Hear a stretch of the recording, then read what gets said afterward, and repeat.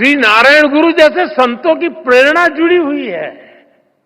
साथियों, श्री नारायण गुरु ने एक ऐसे समाज की परिकल्पना की थी जो भेदभाव से मुक्त हो।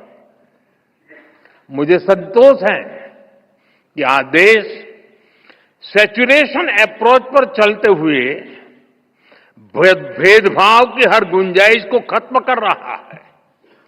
लेकिन आप 10-11 साल पहले की हालत को याद करिए। आजादी के इतने दशक बाद भी करोड़ों देशवासी कैसा जीवन जीने को मजबूर थे। करोड़ों परिवारों के सिर पर छत तक नहीं थी। लाखों गांवों में पीने का साफ पानी नहीं था। छोटी छोटी बीमारी में भी इलाज कराने का विकल्प नहीं। गंभीर बीमारी हो जाए तो जीवन बचाने का कोई रास्ता नहीं। करोड़ों गरीब, दलित, आदिवासी, महिलाएं मूलभूत मानवीय गरिमा से वंचित थे। और ये करोड़ों लोग इतनी पीढ़ियों से इन कठिनाइयों में जीते चले आ रहे थे कि उनके मन में बेहतर जिंदगी की उम्मीद तक मर चुकी थी।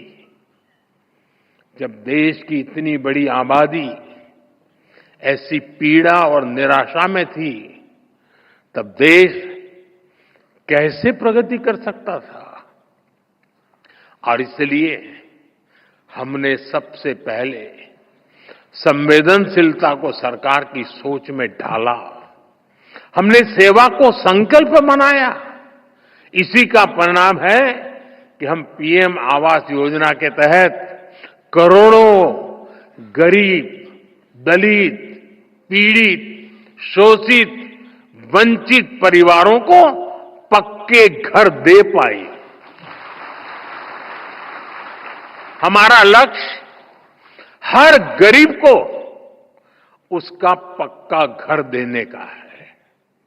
और ये घर केवल ईंट सीमेंट का ढांचा नहीं होता, उसमें घर की संकल्पना साकार होती है, तमाम जरूरी सुविधाएं होती है। हम 4 दीवारों वाली इमारत नहीं देते, हम सपनों को संकल्प में बदलने वाला घर देते हैं।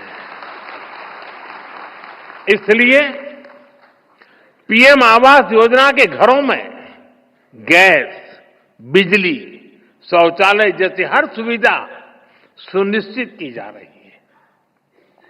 जल जीवन मिशन के तहत हर घर तक पानी पहुंचाया जा रहा है। ऐसे आदिवासी इलाकों में जहां कभी सरकार पहुंची ही नहीं, आज वहां विकास की गारंटी पहुंच रही है। आदिवासियों में, उसमें भी जो अति पिछड़े आदिवासी हैं, हम उनके लिए पीएम जनमन योजना शुरू की है। उससे आज कितने ही इलाकों की तस्वीर बदल रही है। इसका परिणाम यह है कि समाज में अंतिम पायदान पर खड़े व्यक्ति में भी नई उम्मीद जगी है। वो न केवल अपना जीवन बदल रहा है, बल्कि वो राष्ट्र निर्माण में भी अपनी मजबूत भूमिका देख रहा है। साथियों, श्री नारायण गुरु ने हमेशा महिला सशक्तिकरण पर जोर दिया था। हमारी सरकार भी वुमेन लेड डेवलपमेंट के मंत्र के साथ आगे बढ़ रही है। हमारे देश में आजादी के इतने साल बाद भी ऐसे कई क्षेत्र थे जिनमें महिलाओं की एंट्री ही बैन थी।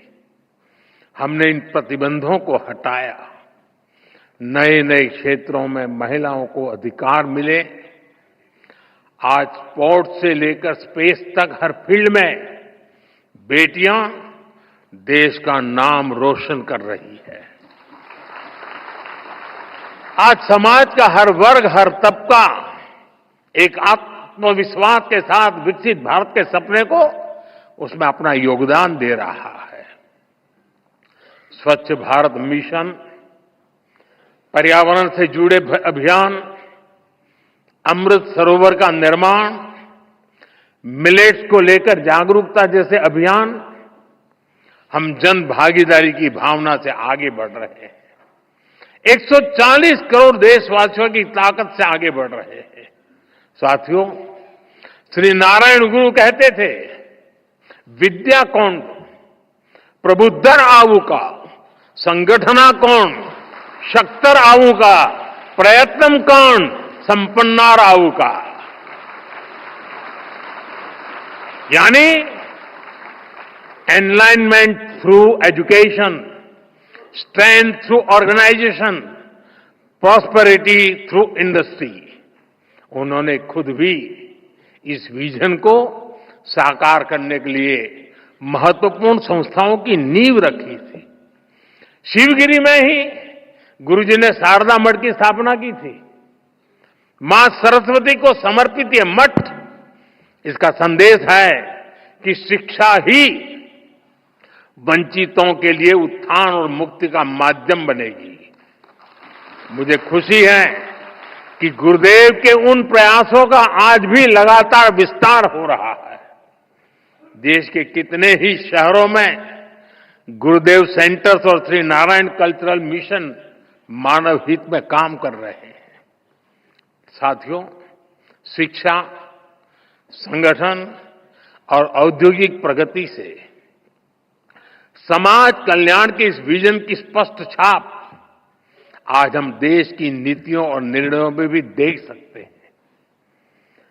हमने इनके दशक बाद, इतने दशक बाद, देश में नई एजुकेशन पॉलिसी लागू की है। नई एजुकेशन पॉलिसी न केवल शिक्षा को आधुनिक और समावेशी बनाती है, बल्कि मातृभाषा में पढ़ाई को भी बढ़ावा देती है। इसका सबसे बड़ा लाभ पिछड़े और वंचित तबके को ही हो रहा है। साथियों, हमने पिछले एक दशक में देश में इतनी बड़ी संख्या में नई आईआईटी, आईआईएम, एम्स जैसे संस्थान खोले हैं, जितने आजादी के बाद 60 वर्षों में नहीं खुले थे। इसके कारण आज उच्च शिक्षा में गरीब और वंचित युवाओं के लिए नए अवसर खुले हैं। बीते 10 साल में आदिवासी इलाकों में 400 से ज्यादा एकलव्य आवासीय स्कूल खोले गए हैं। जो जनजातीय समाज कई पीढ़ियों से शिक्षा से वंचित थे, उनके बच्चे अब आगे बढ़ रहे हैं। भाइयों बहनों, हमने शिक्षा को सीधे स्किल और अवसरों से जोड़ा है। स्किल इंडिया जैसे मिशन देश के युवाओं को आत्मनिर्भर बना रहे हैं। देश की औद्योगिक प्रगति, प्राइवेट सेक्टर में हो रहे बड़े रिफॉर्म्स, मुद्रा योजना, स्टैंड अप योजना, इन सबका भी सबसे बड़ा लाभ दलित, पिछड़ा और आदिवासी समाज को हो रहा है। साथियों, श्री नारायण गुरु एक सशक्त भारत चाहते थे। भारत के सशक्तिकरण के लिए हमें आर्थिक, सामाजिक और सैन्य हर पहलू में आगे रहना है। आज देश इसी रास्ते पर चल रहा है। भारत तेजी से दुनिया की तीसरे नंबर की इकोनॉमी बनने की तरफ बढ़ रहा है। हाल में दुनिया ने ये भी देखा है कि भारत का सामर्थ्य क्या है। ऑपरेशन सिंदूर,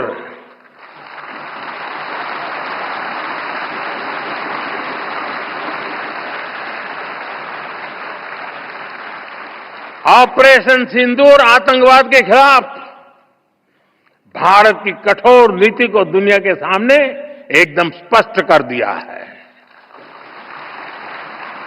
हमने दिखा दिया है कि भारतीयों का खून बहाने वाले आतंकियों के लिए कोई भी ठिकाना सुरक्षित नहीं है।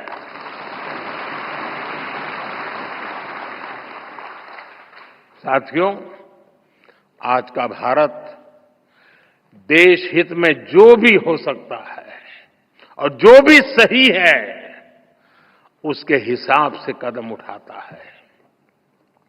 आज सैन्य जरूरतों के लिए भी भारत की विदेशों पर निर्भरता लगातार कम हो रही है। हम डिफेंस सेक्टर में आत्मनिर्भर हो रहे हैं और इसका प्रभाव हमने ऑपरेशन सिंदूर के दौरान भी देखा है।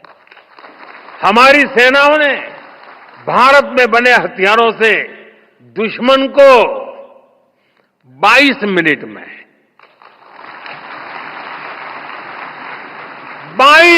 में घुटने टेकने के लिए मजबूर कर दिया। मुझे विश्वास है आने वाले समय में मेड इन इंडिया हथियारों का डंका पूरी दुनिया में बजेगा।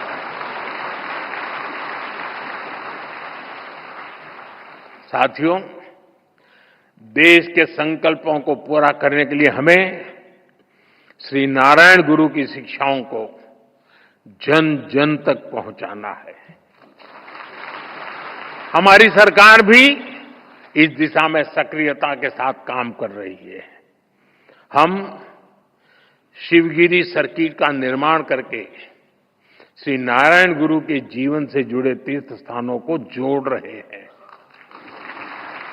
मुझे विश्वास है उनके आशीर्वाद, उनकी शिक्षाएं अमृतकाल की हमारी यात्रा में देश को रास्ता दिखाती रहेंगी।